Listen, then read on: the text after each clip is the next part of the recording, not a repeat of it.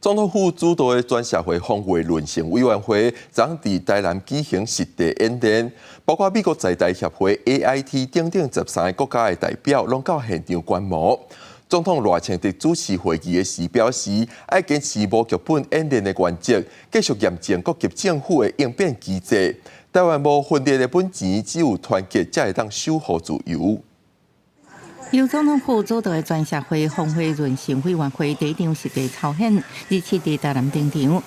用有象征无剧本的方式布起台南拄着地动、海中关键基础设施被破坏等复合式灾害，伫同一时间无共地点共步演练，确验政府甲民间共同合作。然后开全社会防卫论成委员会第3摆会议。现在强化全社会防卫韧性，是世界各国应对各种危机和挑战的核心政策。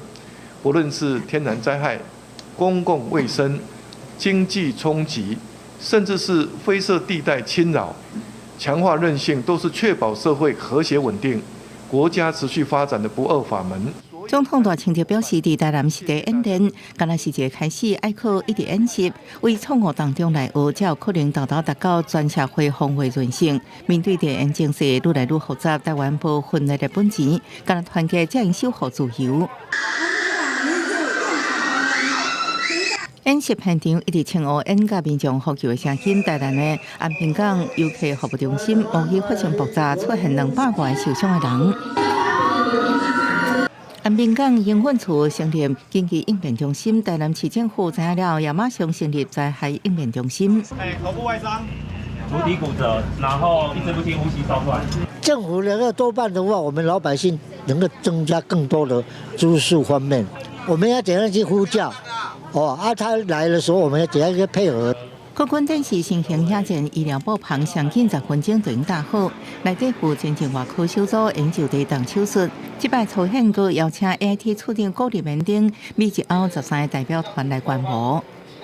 这次操演，军方虽然没有投入太多的兵力了，不过军医局也出动了这个前进外科小组 FRSD， 也首度对外曝光。当面临复合式灾害或者是战争的时候呢，现场以及邻近的医院可能面临医疗能量不足的时候呢，前进外科小组就可以在现场执行这个手术，增加伤患的存活率。这摆中央地方团员甲国内外观摩团，总共1500人参加。暗过在演练的时阵，共军一切派出歼1辆空警500等战机，还有无人机总共28架执行联合战备精神，提悬台海情势紧张。记者综合报道。